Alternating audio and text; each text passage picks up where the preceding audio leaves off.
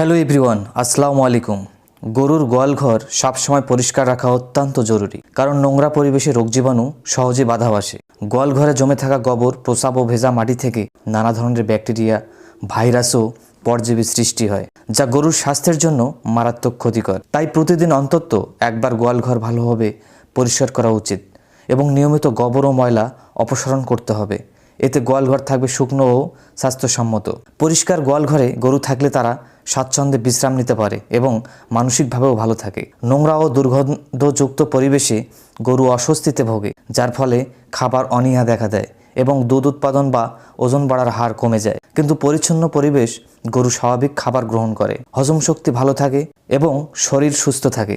এতে গরুর রোগ প্রতিরোধ ক্ষমতাও বৃদ্ধি পায়। গরুর পরিচর্যা শুধু গোয়ালঘর পরিষ্কারই সীমাবদ্ধতা নয়, নিয়মিত গরুর শরীর পরিষ্কার করা, গা ধোয়ানো, খুর পরিষ্কার রাখা এবং প্রয়োজনে জীবাণুনাশক ব্যবহার করা খুবই গুরুত্বপূর্ণ।